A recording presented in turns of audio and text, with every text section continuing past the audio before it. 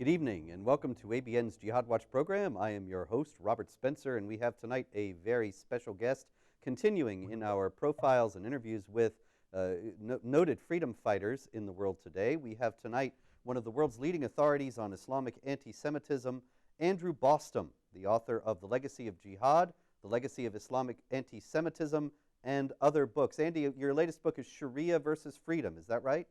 Yes, and it has a legacy subtitle, The Legacy of Islamic Totalitarianism. Excellent, excellent. And our topic at hand tonight is Bernard Lewis, who is noted and renowned as one of the leading scholars of Islam and the Middle East, the Islamic world in general. He is universally lauded, over 90 years old now. He is the go-to authority for the Bush administration during the Gulf War, that is the second Iraqi war, and he is somebody who is universally respected. And yet you yourself have written an article, a very provocative and interesting article entitled Bernard Lewis, the Pied Piper of Islamic Confusion. And so perhaps just to start us off, you could explain why on earth you would call him such a thing. Well, there is an opening caveat. Of course, Professor Lewis, over a career that now spans almost 70 years, is in fact a very distinguished scholar and has contributed, particularly in his later years, some very valuable popularizations of Islamic history and culture. And obviously over the course of 70 years has done some outstanding, particularly linguistic work, a great study on the emergence of Republican Turkey from the Ottoman Empire. But along with all the deserved accolades, and he is now 96 years old, and he's simply a medical marvel at this point. I began to notice. I would say, you and I were both involved with the early versions of one of our mutual mentors, Batyor's Eurabia, and when that book came out, in the course of reviewing it, Lewis had made a very provocative statement at the time, just one of these things that he says occasionally about how Europe was going to become a Muslim continent. And in light of what I was already by then learning about some of his scholarship, the question arose, well, why would he object to that? And I guess that was sort of the genesis of this, because there's always been a very, very apologetic strain that I noticed to his writing. And it really was part and parcel of some very fundamental areas in the study of Islam. I was not happy with his discussions when he went into them of even something as basic as the Jihad as an institution. Certainly his assessment of how the Sharia was applied to non-Muslims I found extraordinarily apologetic, and then specifically essentially his denial of theological anti-Semitism. But also, as you let in, he had a lot to do in terms of advising the democratization project as it's unfolded, particularly and most pronouncedly perhaps with the invasion of Iraq. And there I developed this long essay that you referred to, which was essentially incorporated into my new book. There I was really taken aback, because this notion of, it was probably epitomized in an essay he wrote that was published in 2006. It was actually a lecture that he did during a Hillsdale College tour. And it ended with this line, "Bring them freedom or they destroy us." And that line became the title of this piece, which was widely circulated.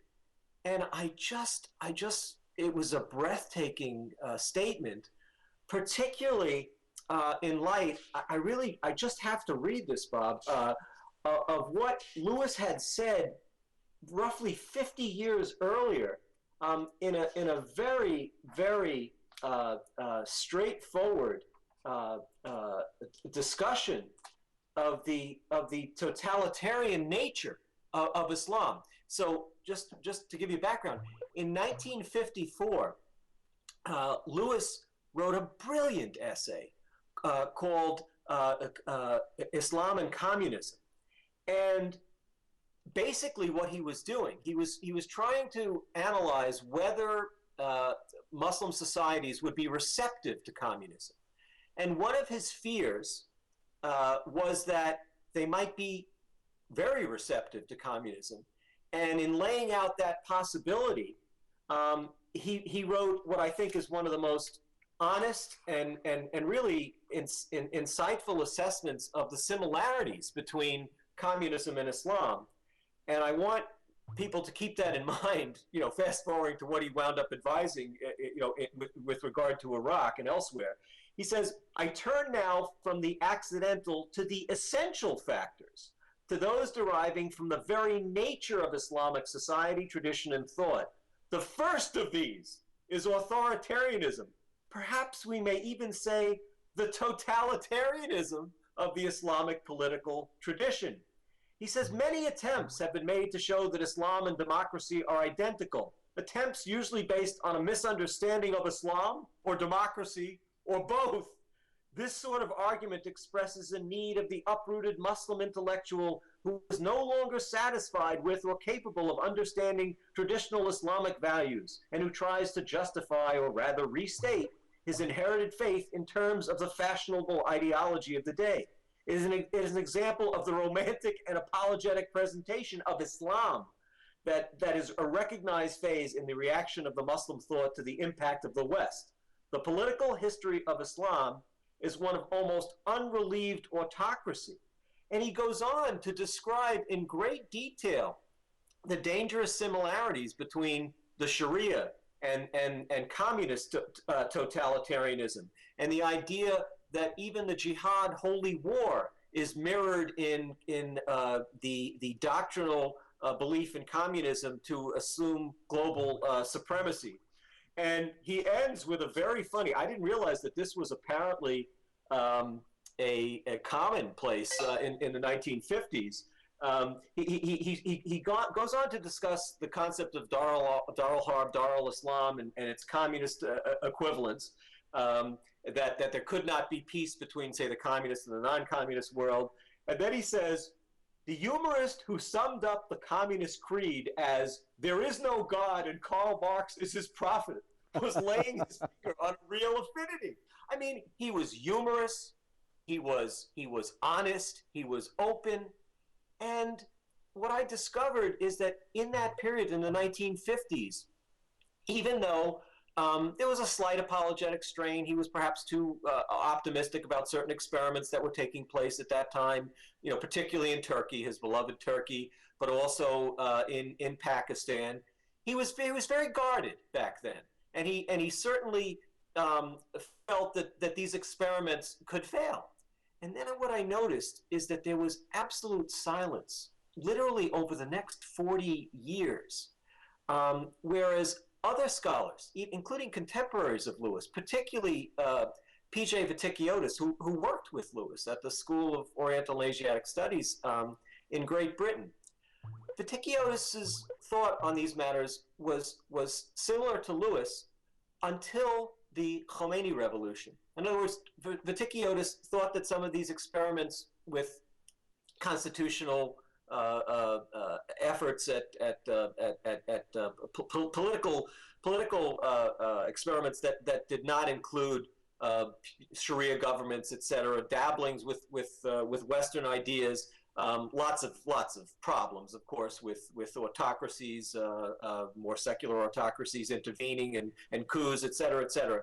But Vitikiotis kept an open mind until the Khomeini revolution, and then wrote a brilliant analysis, which basically said, because of the nature of Islam, even with these secular, pseudo-secular experiments, there were only two poles. There was an authoritarianism that was more secular, for example, like we saw in Egypt recently in the Mubarak period, and then there was the return to theocratic Islam.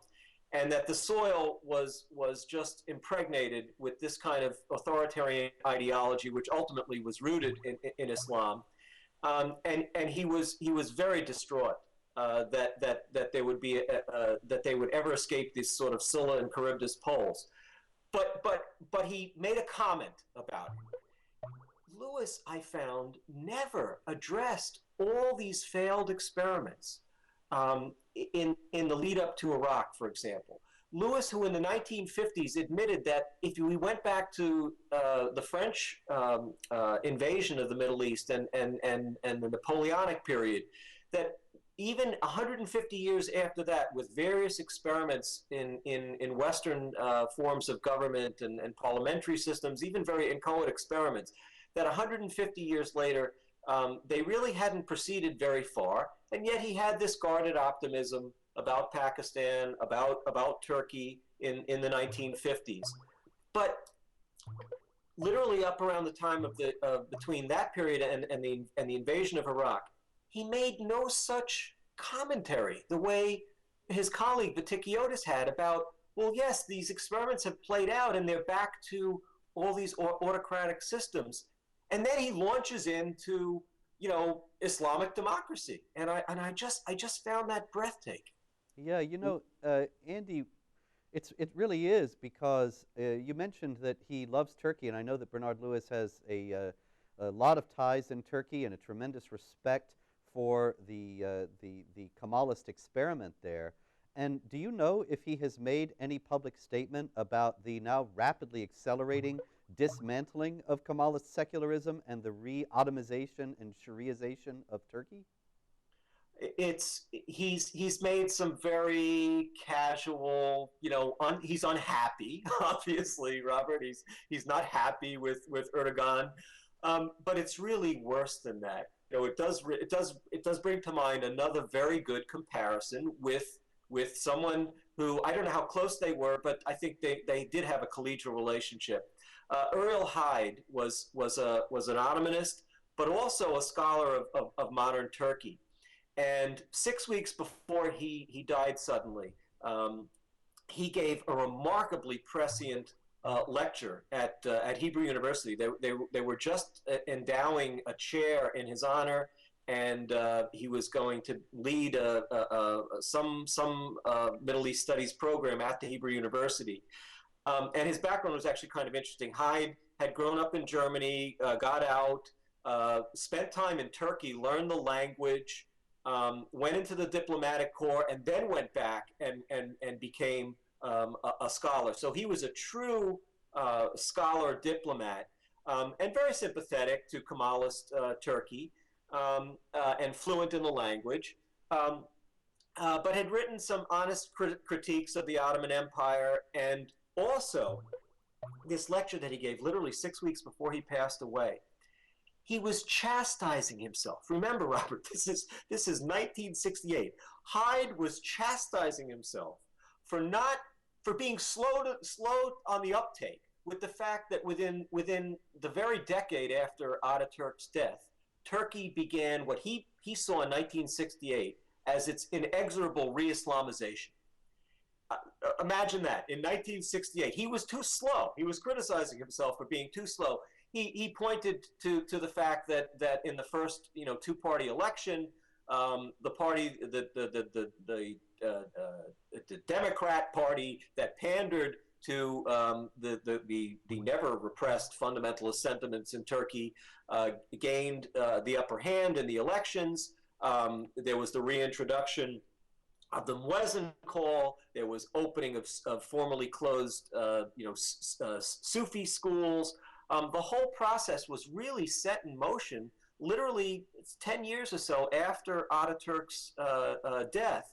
And by 1968, so Ataturk died in 1938, by 1968, Hyde was chastising himself for being too slow to realize that these forces were already unleashed, and that there was going to be an inevitable change in Turkey to something that was not going to be the Kemalist experiment, which had its own flaws, but that secularization was really at risk already by 1968. Well, I he was actually prescient in saying yeah, that, I would think, because that's you and I know, Andy, that in both of us from 2001 on, have been told ad infinitum. Not so much recently, not so much in the last couple of years, in my experience, but I'm sure that you've had the same experience all through from 2001 to about 2008 or 9. People constantly saying, "Oh, things are going to be okay. Look at Turkey. Turkey is the way of the future in the Islamic world." And absolutely. as more and more Muslim countries become like Turkey, then these problems will resolve themselves. And of course, instead, the Turks have gone the other way. And if Hyde saw that coming in 1968, he was way ahead of the curve as far as most of the analysts of the region have seen Turkey. Well, but what's interesting, Robert, is that Lewis himself, again, this is the contradiction in Lewis. Lewis wrote a very honest piece in the 1950s. Like Hyde, he was concerned about that first two-party election expression of the public will, but he blew it off. Unlike Hyde, Hyde initially probably did blow it off, but by 1968, Hyde was convinced that the trends are really bad. Lewis observed the trend back in the first two-party election in 1950, I believe it was, but essentially dismissed it, and Hyde, took it as an omen, and within by 1968 was convinced that things were really bad, and this is what I don't understand about Lewis. He apparently has this sort of Panglossian streak in him, which becomes overwhelming. His best wishes about things in the Islamic world really outstrip his reasoning capacity. Yeah, I've noticed that actually in my own reading of his works. Of course, as you noted, the breadth of his work is extraordinary, and the value of it is immense. But sometimes it seems to me that he piles up a great deal of detail and marshaling, in other words, a great deal of evidence, and yet never really explicates what the evidence is designed to illustrate. And I think that one of the foremost aspects of this is the concept of dimitude that the pioneering historian Bat-Yaor has blazed the trail in illuminating. And he has, as you noted, been almost disdainful of her work, and yet in his own work, not really in any one place, but as you read into the immense body of his work, you can't help but find anecdotal incidents related of the mistreatment of non-Muslims, and often how that mistreatment was institutionalized. And yet he never seems to draw the conclusions that are really rather obvious from that these are intrinsic aspects of Islamic law. This is something that I'm not aware that he ever discusses at length. And so, No, as a matter of fact, Bob, he pretty much does the opposite. So essentially, what he says, he writes in 1974 that, quote, the dimmer worked. He writes that. And what does he mean by that? He means that, if anything, there was occasional mild persecution, but that the dhimmis thrived. This is literally what he says. It's this Panglossian reductio ad absurdum, and it's not just our mutual mentor, and who's a great scholar, Bat-Yaor, who Lewis was not appropriate with in terms of downplaying her work and et cetera, and other things. What's really striking is that two other colleagues of Lewis's, someone who he edited the Cambridge Encyclopedia of Islam with, Anne Lambton. Anne Lambton wrote an analysis, a summary analysis of the dhimmi condition, which was as strong as anything that Bat-Yaor wrote. And this was a colleague of Lewis's. Shlomo Dov Goitain, who worked with Lewis when Lewis was at Princeton. uh, wrote, Lewis, on the one hand, says there is no theological anti-Semitism in Islam, and of course, and combines that with the fact that there is no, and he writes it very derisively, Dimi-Tud is a myth, he says. Well, Goitain analyzed the Geniza documentary record, which was this vast trove of religious and non-religious documents, letters, etc., that was discovered in Cairo, and became the source of an excellent primary source of materials to study medieval Muslim-Jewish relations. And Goitain was the great scholar of this incredible archival source. Goitain wrote that the Jews had literally coined their own word for Muslims' specific hatred of them, um, during the Middle Ages, and he said that this word was the equivalent for Islamic anti-Semitism. And then, of course, he goes on to document, in many cases, the plight of the Jews under Islam, and wrote a brilliant essay on the jizya, on the poll tax, in the early 1960s, and how onerous it was, and how so many other regulations were attached to it, and how the effect of the dhimmi condition, or dhimmitude, and actually both Lambton and Goitain refer to this, literally extinguished populations across the length and breadth of Islamdom. So you have Lewis's own colleagues who's, at least in their summary assessment, you're right, at times he will give you anecdotes which suggest these things. But in his summary assessment, again, it's this Panglossian tendency, and frankly, it's not shared by other historians who were his contemporaries and his equals. And so it's important to emphasize that we're not here tonight to pick on the man, and we're not here to slight the great achievement of his academic corpus. But what we are trying to do is to caution people who are interested in studying in these fields, in taking Bernard Lewis as the sole or even the primary authority on some of the key issues that affect public policy today, particularly Islam's doctrine of jihad warfare against unbelievers, and the doctrine of dhimmitude, the institutionalized oppression of non-Muslims in the Islamic State. It's very important to remember that Bernard Lewis was indeed taken as the sole, if not the primary, the primary, if not the sole authority in prosecuting the Iraq War, and that probably the disastrous democracy project that resulted from it, which was foredoomed, and which I wrote an article about in 2003, before there were any troops in Iraq, saying that it would never work.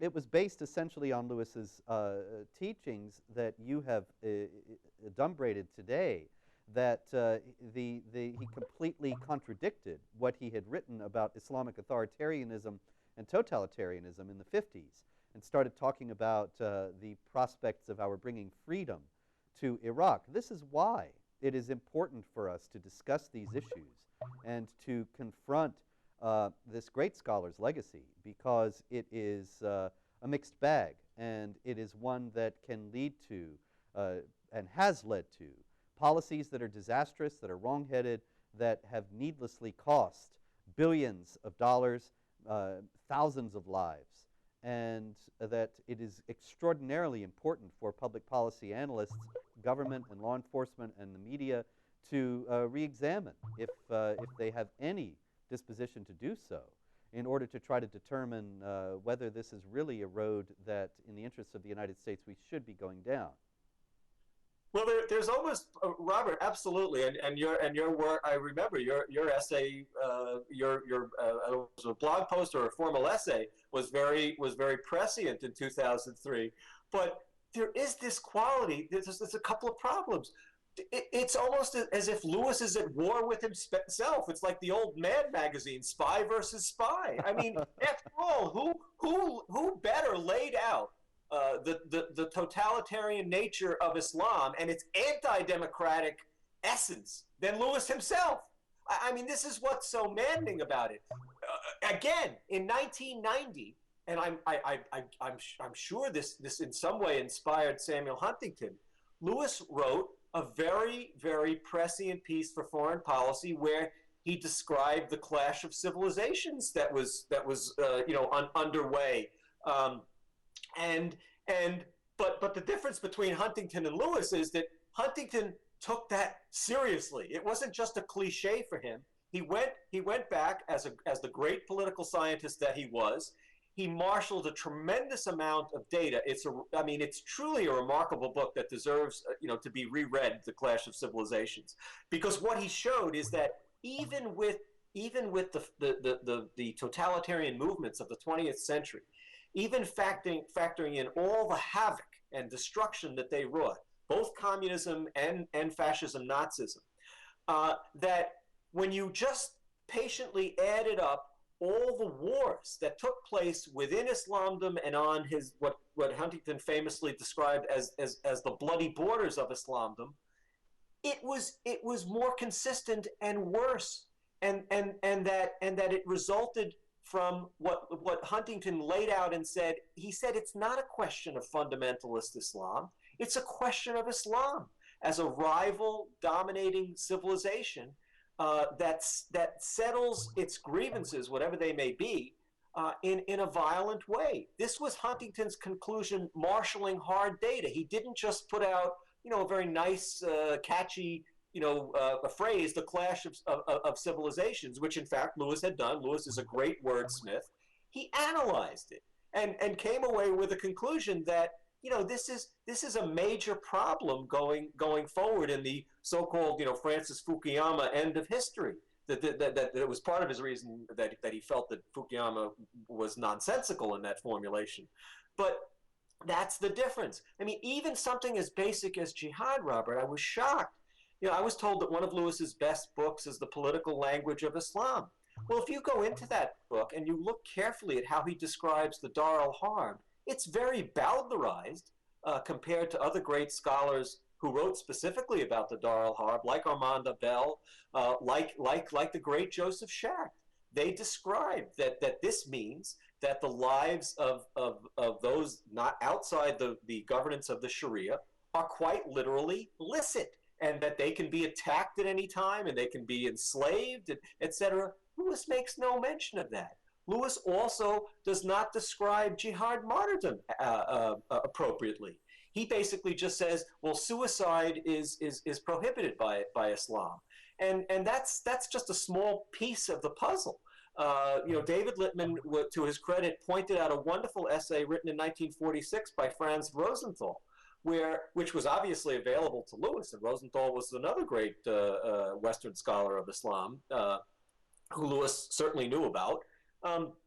Rosenthal described how, suicide for melancholia is not sanctioned by Islam, but jihad martyrdom is a pillar of Islam. And so, I even noticed that Lewis did not accurately represent the whole concept of jihad martyrdom. So this becomes very problematic, as you stated, Robert, because he is the go-to source for so many people who, unlike us, are not going to read him in his totality and see the contradictions and see the good and see the stuff that's very apologetic and just maybe set that aside. These people basically read the apologia, and then they go and launch off democracy projects. Yes, and well, the consequences have indeed been disastrous. We are going to take a break now for some very important messages. This is ABN's Jihad Watch program with Robert Spencer and our special guest, the world's leading authority on Islamic anti-Semitism, Andrew Bostom, and we are discussing the mixed legacy of the great scholar Bernard Lewis. We'll be right back with more after this.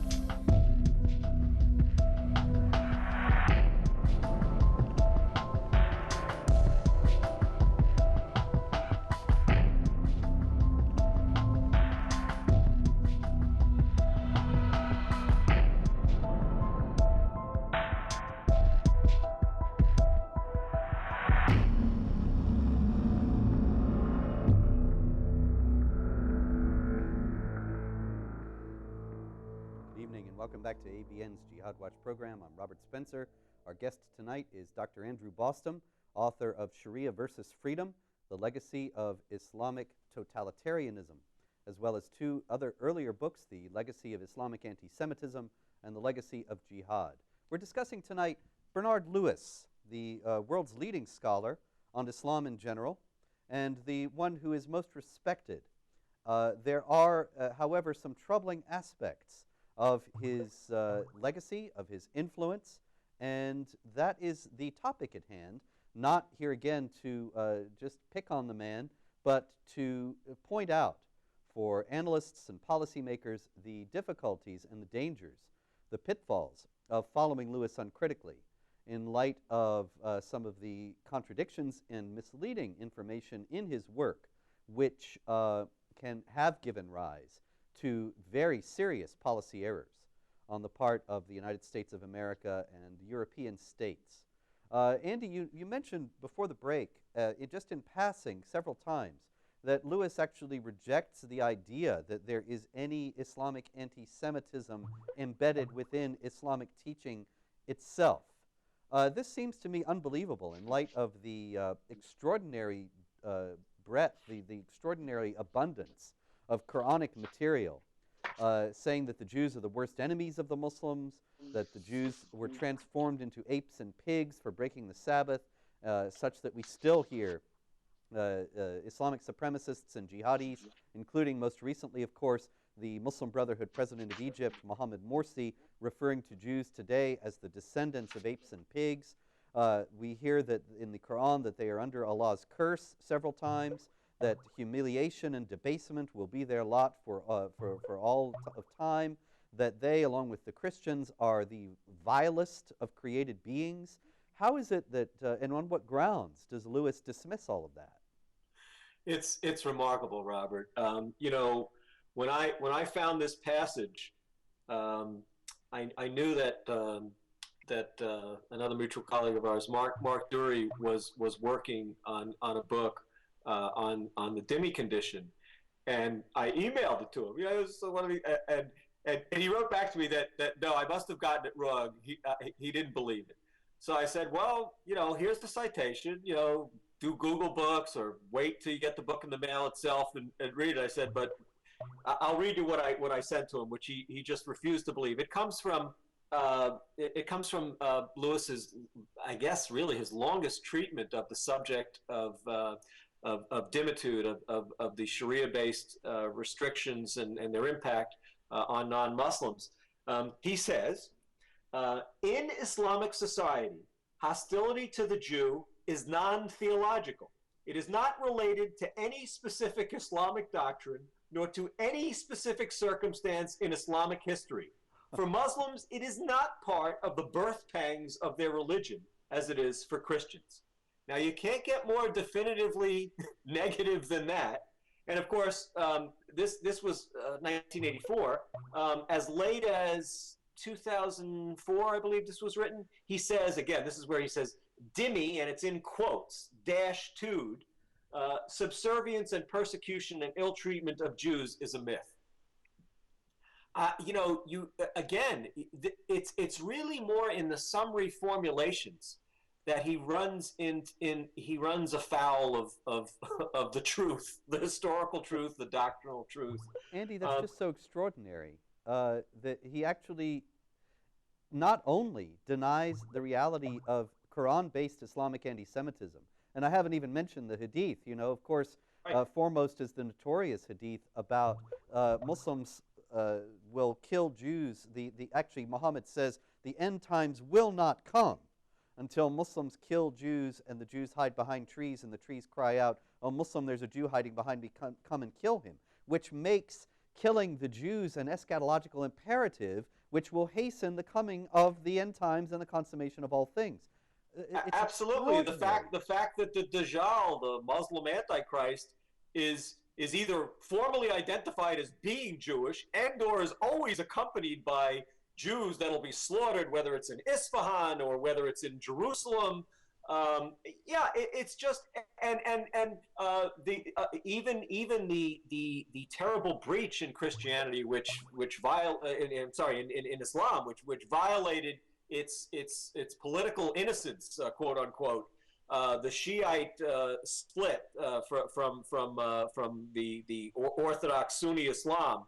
Um, the origins of that, according to no less authority than Tabari, that derives from a quote unquote renegade Yemenite Jew, Abdullah ibn Saba, who fomented the Shiite heresy and brought about that tragedy in Islamic history. How is that not part of the birth pangs of Islam? All the seerah, which you know better than anyone, which are just rife with anti-Semitic incidents, with Muhammad himself invoking the Jews and pigs before he has the Qurayza tribe massacred. It's an endless litany. One of the things that I included in its totality for this very specific reason was a 70-page, 200-odd referenced essay published in 1937 in French, but I had it translated into English for the legacy of Islamic anti-Semitism, by someone who Lewis also knew, Georges Weide. And Weide gets into all the eschatological Islamic anti-Semitism that you alluded to, as well as the daily life, corporeal world anti-Semitism in the Hadith. It just rife with it. Going all the way back to the mid-1880s, and of course known to Lewis, was a remarkable series of essays by Hartwig Hirschfeld on the anti-Semitism in the Sira. It's stunning. As recently as 1988, to go forward, there was a great essay by an Israeli scholar reviewing Quranic anti-Semitism and particularly getting into some of the Quranic commentaries. It's impossible that Lewis was just completely oblivious to this work. It really is, and then it makes one wonder. And then to compare Islamic anti-Semitism positively or favorably to Christian anti-Semitism. Christian anti-Semitism is a terrible reality, and there is no minimizing it. But the Second Vatican Council of the Roman Catholic Church actually directly contradicted Lewis's claim that you mentioned earlier, that the Islamic anti-Semitism is not doctrinal in the way that Christian anti-Semitism is. The Catholic Church, which is still the largest Christian body, expressly rejected the interpretations of the New Testament that gave rise to Christian anti-Semitism and rejected Christian anti-Semitism as a concept, whereas there has been no body, not Al-Azhar University, not anywhere, that has rejected Islamic anti-Semitism. On the contrary, as our late mutual friend David Littman has documented, and you have as well, Al-Azhar has been at the forefront, and Sheikh Mohammed Sayyid Tantawi, the former Grand Sheikh who passed away a few years ago, was one of the foremost exponents of Islamic anti-Semitism as a doctrine, as an unshakable dogma of Islam. Absolutely. I mean, Tantawi's magnum opus was a 700-page, originally his PhD thesis, which was reproduced as a celebrated book, and really was his entree to eventually becoming the Grand Imam, the Muslim equivalent of a pope at Al-Azhar University for 14 years. It's a 700-page treatise devoted to not only illustrating, but celebrating for all times the worst anti-Semitic motifs in the Quran, in the Quranic commentaries, and in the traditions. He's the polar opposite of then Cardinal Ratzinger, who became Pope Benedict the 16th, who dedicated his life to expunging the deicide allegation and has continued to write about it. And whose first act was to go to a synagogue in Cologne, which the Nazis had destroyed. It was his first trip outside the Vatican confines itself. These are polar opposites, and Lewis never acknowledges things like this. And in fact, there was a very interesting review of the legacy of Islamic anti-Semitism by a European historian, Robert Kaplan, who pointed out that Lewis engages in a very snide parlor trick, where the reason he says there's no doctrinal anti-Semitism in Islam is because his a priori definition of anti-Semitism is based on Christian anti-Semitism. It's just absurd the lengths he's gone to. It is incredible. And, also, I think that it's noteworthy that Christian anti-Semitism and Islamic anti-Semitism are both grim and terrible realities, but that at the dawn of the 20th century, the vast majority of Jews lived in Christian Europe rather than in the Islamic world. And that if voting with one's feet has any validity, then clearly they were affirming that in the Christian world at that time, they had it better than in the Islamic world. And this is, I think, also something that I document in my own book, Religion of Peace, from 2007, in which I quote a great deal of work from your Legacy of Islamic Anti-Semitism, that the anti-Semitism in Christianity was never a constant and never something that was taught from on high and was universal. It was always, it was undeniable and terrible, and it makes me sick to read the accounts of it. But it was something that was sporadic and was always counterbalanced by Christian leaders, including popes, who were trying to limit it and trying to fight against it. Whereas there is no current like that in Islam, some sort of a pro-Jewish or mitigating force to Islamic anti-Semitism, all the way up until the last few years when Noni Darwish founded Arabs for Israel. Before that, right, there's nothing. No, it really. I couldn't agree with you more. In terms of the demography, again, our late colleague David Littman would repeatedly say, look, if you take for the mid 13th century, the Mamluk period, the Mamluk dynasty, roughly 90% of Jews lived within Islamdom. Certainly by the end of the 19th century, that demography has reversed, where, as you pointed out, 90% of Jews lived in Christendom, with all its problems, with pogroms, with paroxysms of violence, et cetera, with obvious persecution. The situation overall had improved and was getting better. Even this mythical nonsense about the Ottoman Empire and the period of the Spanish Inquisition is so grotesquely misrepresented. If I might just quickly summarize, you have a period. First of all, the prototype for the Inquisition may very well have been what was just as brutal, if not more brutal, less documented, but at least as brutal, which was the Almohad Inquisition. The Almohad Berber Muslims were very fanatical. They destroyed Christian and Jewish communities throughout North America and within Spain itself. They forcibly converted surviving Jews. Those surviving Jews were put under the same conditions of the Inquisition, essentially, and this took place in the 12th into the beginning of the 13th century. Maimonides survived this, and a lot of the communities that escaped to parts of Christian-held Spain and elsewhere, where in that period of time there was more tolerance for them in those Christian-held areas of Spain, and they thrived. Now, of course, the period of fanaticism in Spain, the Inquisition takes place, and most of the Jews, we can get this from the great scholarship of Bibi Netanyahu's father and Henry Kamen, most of the Jews were converted. The few that remained Jews were obviously persecuted, but wound up being expelled, not to the Ottoman Empire, to other more tolerant parts of Europe.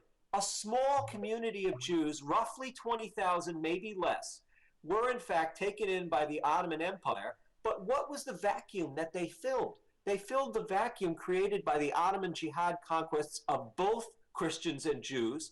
And those Jews were not very happy. Those were the Jews of the Byzantine Empire, were not very happy about their plight. So these Jews from Spain fill these areas. It was a population transfer called Surgun. And those Jews that came over to the Ottoman Empire could be moved again, and were in fact moved again when the Ottoman Empire expanded, often against their will. And these Surgun Jews, these deportation population transfer Jews, could not leave the areas that they were relocated to on pain of death, and of course were subjected to the usual dhimmi conditions, et cetera, et cetera. So it's just nonsense. Well, you know, it is nonsense, but here again, it's influential. I was reading a recent book, Islam and Islamism, by Bassam Tibi, and you know, we discussed this, and I still intend, if my schedule ever opens up, to write a review of it, in which he directly attacks your work and says that there is no Islamic anti-Semitism. Oh, it's not an institutionalized concept. And Bassam Tibi is another influential scholar. Right, but I'm just saying, Robert, that's what Lewis told them. That's why he says it, you know. Yeah, there you go. And so this is why this program is necessary. It's these falsehoods, these comforting falsehoods, are unfortunately very prevalent.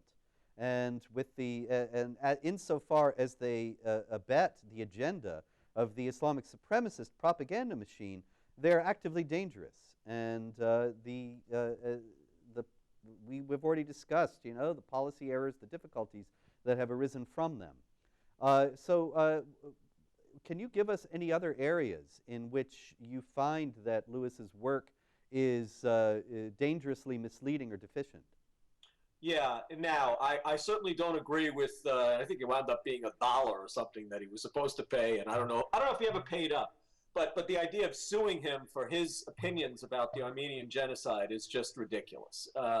But what is striking, though, is that in Lewis's classic work on the evolution of the Republic of Turkey out of the ashes of the Ottoman Empire, it's called The Emergence of Modern Turkey. The first edition of that work calls the Armenian genocide not only a genocide, he calls it a terrible Holocaust. He actually uses that word. Well, by the time the second edition rolls around, he's taken out that word. He's reduced the casualty figures. He gives no explanation for this, by the way. And he says that it basically was a civil war between the Armenians and the Turks. Yeah, except only one side had weapons. He reduced the casualty figures and didn't give any source for the revision? No. Extraordinary. He just edits it out. And, you know, he was interviewed about this and said that an Israeli scholar, actually, of Armenian Jewish relations, who's very good on this subject matter, wrote 2 books about the denial of the Armenian genocide in Israel and outside Israel. And he points out that, you know, Lewis always talked about how he was going to present the case and never personally presented it. And of course, it's become the domain of these really shady characters that are pseudo scholars that are paid by the Turkish government. It's a very it's not quite as bad as Holocaust denial, but it heads in that direction. And it's really a shame that he would entertain this scholarship, and you know, I don't really understand it, because obviously he felt differently at some point, and he's never offered a reasonable explanation. Incredible. You know, the Armenian genocide took place in the modern era. There's abundant documentation of it, and it seems to me to be the height of academic irresponsibility to take such a crucial piece of information as the casualty figures and change it, and then offer no explanation for the change and no source for the new figure. Well, it's also consistent with his Robert. It's also consistent with his, you know, very, very superficial understanding of the jihad. This was a classic jihad. You know, I think Bat Yor did a lot to emphasize this. Good Armenian historians of the genocide, like Dadrian, and often relying on her work, have emphasized this as well. This was a classic jihad for violating the Dhimma. And how Lewis could not understand that even in the theological terms. Again, even when he was calling it a terrible Holocaust, it was more along the lines of modern nationalistic sectarian violence. It was a classic jihad, and that's the part that you begin to wonder. How thoroughly grounded is he really in some of these doctrines? It's not the sort of understanding that serious scholars of the jihad would have of this kind of historical example. It's kind of amazing to imagine that a scholar of such immense accomplishment would have lacunae in his own scholarship.